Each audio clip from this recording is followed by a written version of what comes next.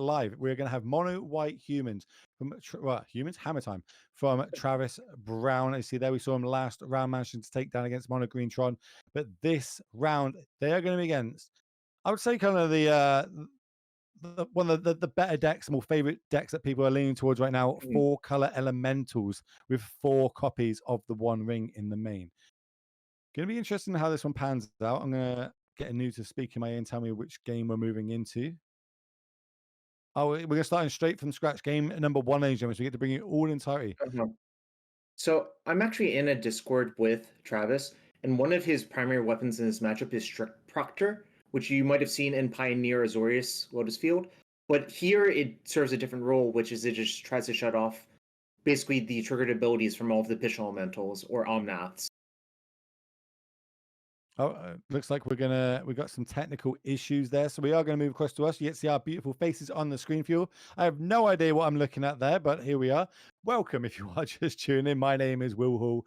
I know on the internet is Will Hall EXP, and I'm joined by Jarvis Yu, GP winner, 4 times top 8er, so he definitely knows what he's speaking about, and we're bringing you round number 4. We're just going to, in the background, try and sort out that modern gameplay, because remember, it is recorded. We managed to watch Legacy in its entirety live, so in the background, we were recording the modern match. We're just going to sort that out, and we'll try and get that back on the screen for you, as we do here. We're just going to play a little bit quicker speed, because there is a time clock on the round. We don't want to slow the tournament down any more than we need to. So it's going to go a little bit quicker here, as we've seen Stoneforge Mystic come down, grabbing a hammer. And other than that, we haven't missed too much. We saw the ending, obviously, on the Springleaf Drum. Travis is already in the tank there on the left of your screens. So this one is Travis Brown versus Robert Vaughan on the right of your screen. 4-color elementals versus mono white Hammertime. Ornithopter is going to come down here along with another Springleaf Drum. All the nice arts as well, I must say, besides the whiteboarded basics. That's I'm not a fan. Not a fan. This is interesting. Travis did not go for the.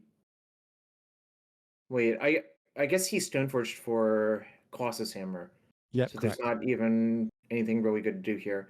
It is actually very unlikely that your Stoneforge lives to put Culture Complete in this matchup, so that's why Travis didn't even search for it. It makes sense. You know, heads up, he's a master of the craft. We are end of turn going to put in that hammer. So obviously it costs a lot to equip this hammer. Why are we putting it in this early? You know, just to basically leave it on the battlefield. The primary reason to do that, I think, is if you have a Pure Steel Paladin in your hand or a Forge Anew, you can equip it for 0 mana. Okay, and we're going to have a little read. We can't get up on the screen for you all at home, but we can read here. So Forge Anew. When it enters the battlefield, return target equipment card from your graveyard to the battlefield. As long as it is your turn, you may activate equipment abilities anytime you could at instant, and you may pay 0 rather than the pay equipment cost for the first equipment ability you activate during each of your turns. A lot of text on that card, used to a lot of ability here, and it doesn't matter because we're going to see Leyland's Binding come down anyway and spoil all the fun. This does mean if Travis has another Colossus Hammer, he can just do the same thing again and keep running Rob out of Leyline Bindings or Boseijus or whatever the answer is to the hammers. Yeah, this Fortune is like, you know, real powerful card in this deck, especially a deck where you want to be equipping these heavily equipment cost cards to creatures, but are very cheap to get on the battlefield. This is another way to cheat them and kind of equip them at also at instant speed if we need to. We're going to cycle here, though. We're just going to get that Horizon Canopy into the graveyard, 1 card deep. I think we just got to land another Forge in hand, potentially. Fire up the old Ink Muffy, turn them all sideways, get a little bit of chip damage in. Travis knows this is the last turn that it's safe to just send all the troops in, because the turn afterwards you have to worry about Solitude. Yeah, you mean there's been no running sixes come down, no Teferi Time Rabbers coming down. Haven't seen a ring last turn, so that didn't come down. We haven't seen pitched Furies. We've seen no delighted halflings. That's telling me there's got to just be either they're flooded or they've got a lot of 5-mana spells in their hand, and they tend to be very good against creature decks. Here comes Leyland's Binding, paying the extra cost because there is 2 Esper Sentinels on the battlefield. That little like slight taxing effect that we see is kind of one of those annoying abilities you have to play around. So we're going to get one of them off the battlefield. free up our future spells. And this is the big turn. Do we have a 5th land drop? We do. It's a fetch. 3 mana. Here comes Teferi. Pay the extra 1. Nope, I'm not paying Oh, it. You can draw a card. What sort of signals is that giving? You know what I mean? that We've got the signals mana to pay it, but we're not going to do it. it probably means there's another Leyline Binding in hand. The reason I say that is, suppose we fetch for Zagoth Triumph, then our Leyline Binding costs 1. We can cast it pretty safely because of Teferi Time Raveler, which gives us a lot of insurance versus most of what's going on. It kind of looks like Travis is just flooded on equippers, for lack of a better term, which are basically like Pure Steel Paladins, Sigarda's Aids, Forge News. Those are things that allow you to cheat your hammer onto a creature. It looks like he has just drawn a lot of them and not much else. I suppose the other side here with the Teferi and the ability to tick up, it does mean that we can cast things like Prismatic Ending at instant speed if we needed to go that route. We had them in hand, but I think you're right. We got one half of the combo. We've got the ways to equip. We're just looking for the way the things to equip now. But in the meantime, we're going to get this chip damage in. We've got a tablet on the screen there, keeping hold of the live totals for you all at home. So we've got 20 versus 12. Mono white Hammertime, very well known for not taking much damage from its land base, as it tends to just be a lot of basics and kind of interactive creature lands. As we can see, a very powerful 3-drop enchantment hit the battlefield on the other side. Fable the Mirror Breaker brings along a 2/2 Goblin Shaman with it. Talk to me about this one and how much of an impact this has had in multiple formats. I mean, the first time I saw this card, it was in one of the arena championships, and there was like a bunch of creatures that had like come into play effects. I'm just like, wow, this card's really powerful. So immediately at that point, I was just like, how many of these can I actually get before the price goes up? And I actually ended up buying a lot. But in Modern, obviously really powerful with the Pitch Elementals. Just a fantastic card all around. You know, in this deck, it's probably less good than it would be in as opposed to like Rakdos, but it's still quite a good card. Last card is going to be a Paladin. Mm-hmm. We're going to use the Bestage You end of turn on this Saga. That's going to get us another basic into play. One thing I've really liked about Rob is he's actually disrespected the Esper Sentinels as much as I would. Most people are just really afraid to give the Hammer deck extra cards, but when you consider that the average card from the Hammer deck is like an Ornithopter or a land, I think realistically you should think about if you can actually afford to give up the mana or not. I kind of think like I probably fall into that. I feel like I pay it a little bit more respect than I need to. Mhm. And I really like how Rob's kind of moving about this, going about his turn as he's going to shock in a stomping ground here. Access to 6 mana plus a treasure token if he wants to go that route. As here is a running 6. We will pay the extra 1 for this though, as Sure. there's a good chance that gets ticked down and actually just deal with it. But no, we're going to return the Besage. Give us a bit of insurance. So the last turn, Rob didn't pay to Boseiju. Now it indicates to me that he has extra mana and he's okay paying it. Besage, one of the cards that had a real big impact in Modern in general because it's very good with things like Ren and 6.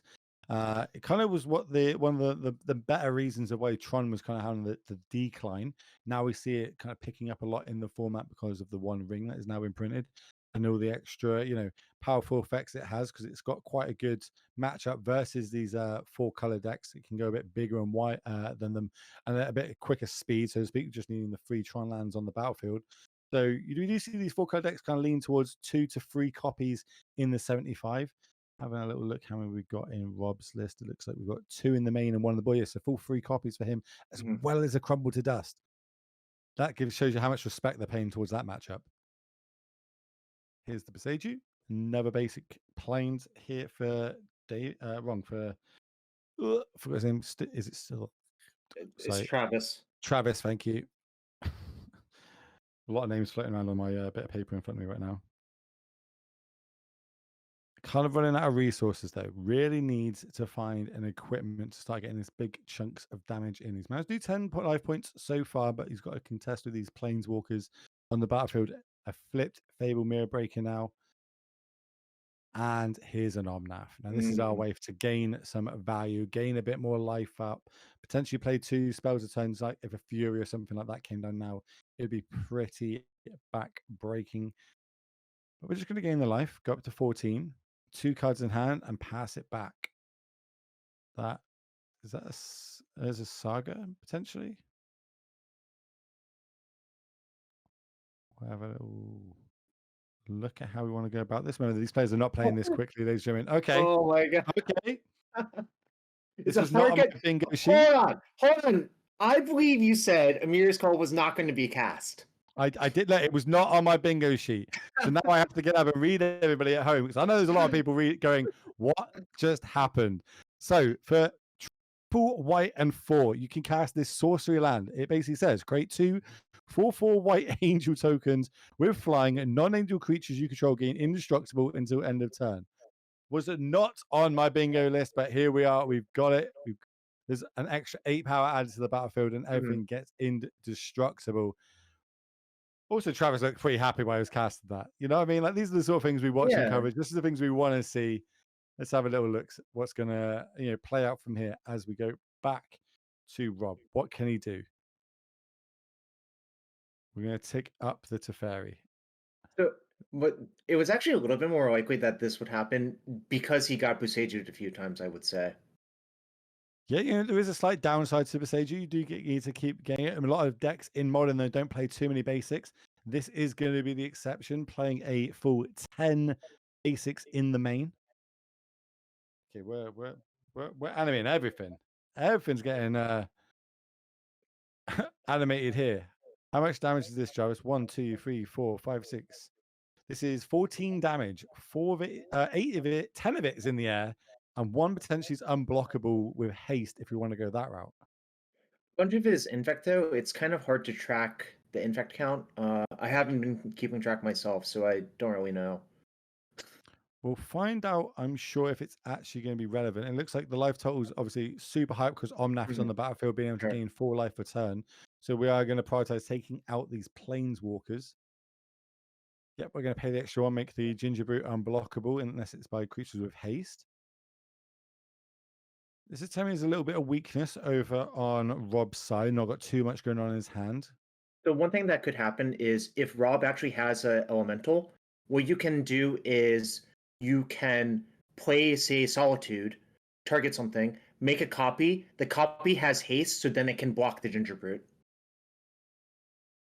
Yeah, I like that. Also, we could potentially end of turn, we could copy the Omnath, stack the copy, draw a card. Size doesn't want to go that route. That's fine. Bounce this. That's the tokens dealt with. That's step 1. Still not in a bad place. Still got an active Omnath. Still got an active Fable the Mirror Breakers. Still got a Teferi. Now cast a red in 6. Able to hit our land drops every turn. Every land drop equals 4 life, remember, because of that Omnath. First time a land enters the battlefield, we gain 4 life. Second time, we gain 4 mana. Third time, we do 4 damage to all opponents' planeswalkers and to their face. As here comes a Cauldron. We found a way to get an equipment. It is the big one. It's the 5/5, 7 mana to hard cast if we want to go that route. And I think we've got enough mana to do it. But we've also got another Stoneforge on the battlefield, so we can just cheat it in for 2. It's going to come along with a Germ token. That's going to also draw us a card because there's a Pure Steel Paladin on the battlefield. Remember all our triggers. It's lovely to see here from Travis. Master of the deck. Now what we're going to do? Are we firing up some Ink Moths? I also, same as you, wish I was keeping track of all this infect damage because I'm sure we've got to be up towards the 5, 6 sort of damage by now. So he moved the Cauldron Complete to Inkmoth, and Rob did not respond to the equip. So the Boussage'd just big. Did nothing. Yeah, So now we can move it at instant speed. So I think there's maybe a judge call. We're allowed to reverse it. We get the other one. We move it at instant speed. Oh my word. Rob knows that one got away from him. Oh my word. So yeah, Ink Moth damage is a thing, ladies and gentlemen. Infect damage. That was a huge turn Make sure you read your opponent's cards for the effect, because otherwise you Yeah. can get caught out, just as we see there. It's happened to me before. It will happen again. We all thought sure of it, but unfortunately, well, fortunate, I suppose, for Travis, it works out this time, unfortunately, for Rob. But Holy moly, that was. I think there was theoretically a way for Rob to get out of that if we just led with Boseiju on Forgenew, then Travis has to respond with the equip. Then we can Boseiju the Nexus in response with the equip on the stack. But that's some stuff you would have to see. Like obviously, like oh wait, but I don't know. I'm trying to well, think. Does that? What, you've only got one Beseiju, right? One no, there Beseiju. were two in his hand, I think, right? Oh, I thought the first one targeted something that was indestructible, and they looked like they Yeah, talked to a but judge, you're got allowed to reversed. target. No, you're allowed to target something that's indestructible. Oh, maybe it was two then. Yeah, that okay. That Yeah, is rough. no, That is rough. actually, yeah, I think Rob could have escaped that with both of the Boseijus, but obviously, like it's a new card. Fortune News is a new card. Plus, Appear still, it makes the game kind of messy. You have to think about it all the way through before doing anything. And obviously, I think he learned his lesson right there. And so do we all at home. That's the thing. You only make those mistakes once, but this is the reason we love live paper magic, ladies and gentlemen. I think we can all agree we all enjoy watching this, the good and the bad of it. Let's be honest. We can see what happens, but we do get to get a game. That was game one as well, wasn't it? So now we get a game number two of all things. So more magic with it. How important is it to not kind of beat yourself up about that? Kind of get back into the match. Okay, that's just game one. Sure, brush it off. We've got another 2 games to play potentially. How does this how do you kind of find that affects you, and how do you fight against it? It doesn't really affect me that much anymore. Uh, Basically, I treat all games separately. Of course, for newer players, that can be difficult to do. Yeah, And I know Rob, he's a veteran. He's going to just shake it off and be like, yeah, sure, I messed up, but we still got some magic to play. got you. It's a new one, and I think it's one of those things you can only really learn the hard way. It's very Yeah. hard to not learn it without getting punished occasionally. We're going to see starting off a one drop for both our players. We've got a Delighted Halfling on the right of your screen. Again, one of the new cards from Lord of the Rings. Seeing how that card's making an impact in Modern. And on the other side, Giver of Ruins, one of the Modern Horizons 1 cards, I believe that was first printed in, right? Got a reprint in 2. Very powerful kind of Mother Rune type effect. Has the added ability of doing it against colorless, but has the downside that it can't target itself. And the follow-up play to that is obviously going to be the Paladin, which we all know what that does by now. Getting on the battlefield early, so if we do start playing equipments, we can start drawing cards. I do see a hammer in hand for Travis. Is this where? Oh, we're going to start with Sagada's Aid. Again, this is like the 1-2 punch. We also have a Surge of Salvation to give our things hexproof. So he kind of has, I think, enough of what he needs. So here comes the hammer. That's going to end the battlefield. We're going to get to draw a card if Travis remembers. Looks like he did. He's just going to work out how he wants to stack these triggers. Here comes a Leyline's Binding. This is going to target the hammer. We're now going to give it hexproof. We've got a stack on. This is turn 3. We've already got a stack going. Yeah. And it looks like everything connected, which means Rob's going to take a boatload of damage. Yeah, this is the slow tap at the top of your screen. I love it. You are at 3 life. You can have a go now. And a land coming down with no Omnath on the battlefield is exactly what you'd want to see. But is there going to be some sort of big follow-up like this? Is what I'm going to say. So we're going to give this protection in response, so we can get the Solitude's going to come down in response to the protection trigger, get it off the battlefield, it keeps it nice and clean. Doesn't matter if you're 3 life, because it's not 0, we still get a game. And now there is a Fury on the battlefield, and we all know how quickly that can close the game down, even if you did just let your opponent gain 12 life points. So Just something really smart that Rob did was he did that all on his turn to play around a second Surge. Yeah, land drop. So here, combat attack 6 damage. That's going to drop down to 23. Remember, it is a 3/3 double striker. Still quite a bit of damage that needs to happen. Way to go to finish it off with that. But now we're kind of representing anything in hand. We know there's Solitudes in the deck. We know there's Leyline Bindings in the deck. All these can be cast at instant speed. Just passing the turn back for Travis. Has to take another 6 points of damage here. Are we just playing a lot of, pass go, pass go? I've got to think it's got to be favoriting Rob on the right of your screen here. This back and forth, draw, attack, go, draw, attack, go. Still-eyed Halfling being a 1/2 is very, very funny here. It's almost like the upside of this card, right? If it was a 1/1 that produced colorless mana and made legendaries uncountable, it might not be as good as it is. Well, so the One Ring is not as good here because we're at 3 life. You kind of have to think about exactly what you want to do with it. Let's have a little look. It is just going to come down. I think that's another Sentinel coming down. So my screen's kind of getting a bit blurry at the minute. Yeah, that is another Sentinel coming down here. So everyone's going to be taxed twice if they both resolve. Rob didn't even bother drawing. He's just like, yeah, I value my 3 life points more than putting 1 counter on that currently. Well, it makes sense, right? These 1/1s potentially, they are a threat in themselves now. We don't have to worry about these equipments and big hammers doing big chunks of damage. That's already happened. We just need to get in these last little points of damage. As we're gonna, draw another card. And here comes a Leyline's Binding. Pay 2. 2 is paid. Give it hexproof. That's all at the end of the turn. 2 Leyline Bindings over there on nothing. Remember, we do have Teferi's potentially still in the deck. If we do, we can bounce them back to our hand and redeploy them. But we need to draw that card before we get there. Here comes the red and 6. That's another good one. We're going to pay the extra 2. Not going to let you draw any cards deeper. We're going to red and 6 is going to be on pinging details potentially, but nope. We're going to give it hexproof yet again. There can't be many more of them left in the deck, right? Let me have a look. Can we be playing 2 in the main and 2 in the board? So 1 left. If that's in hand, it doesn't look like that is what is in hand. I think we've got another Cigar's Aid and so I'm guessing a 2-drop as 2 mana was cast, but didn't get a good look.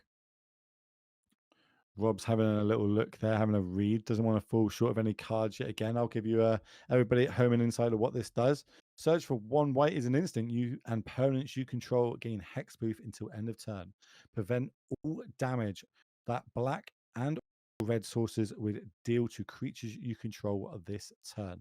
More importantly, it's the hexproof, but the extra little bit does come into play occasionally, especially with Fury on the battlefield. Travis just drew Strict Proctor, which I was basically 100% on coming in, and Rob had picked it up and read it because it is quite potent versus the Elementals deck. If you try to hard cast any of your pitch Elementals, it's very difficult to pay for the tax on the ability. But Travis is at 5. Like, this is not going to last forever. So Strict Prospect, obviously that's a 1/3 for 2, 1 white, 1 colorless. Flying permanents, whenever a permanent enters the battlefield, cause a trigger, the ability to trigger, counter that unless the ability controller pays an extra 2. So that's what you mean by the pitch effect. Getting them out early, not having the mana up to do it, can be quite annoying. But Travis on the back foot here. Big draw step. Have a little shake of the head. I'm not sure if that was a good or a bad shake of the head, but we'll find out. What happened was Rob went for the path. Travis surged, which would prevent damage to him and his creatures by red and black creatures. If we had just led by attacking first, you might have had to basically not get the fog element of it as well. So 2 lethal flies in the air now. One of them we know is going to probably have to be on chump blocking duty. Rob does he want to use the ring here at 2 life? That's pretty risky. 2 fetch. Is that 2 fetch lands on the battlefield? I think it's 2 fetch, 3 fetch lands in fact. So we don't want to be cracking them. We do use the ring. We're going to drop down to 1. Yeah, now you can't crack it. 2 Strict Proctors make this really weird as well. So Rob is just looking for removal to try to clear the Proctor out. I don't think it can be leyline binding because that doesn't work, but a Well, prismatic ending certainly does the job. that definitely is going to get off the battlefield. No more protection, ways to give it hex proof, and that is going to clear up the way for that Fury to come across and drop them down to -1, I believe that would have been. So we do get to get a game number 3. That's our faces, Jarvis, on the screen. For everybody at home, people don't know who it is. My name is Will Hall. I'm joined by Jarvis Yu, and we're going to cut across to Anu right now. See, he's going to give you some information on what's going on, and then potentially we'll see you shortly.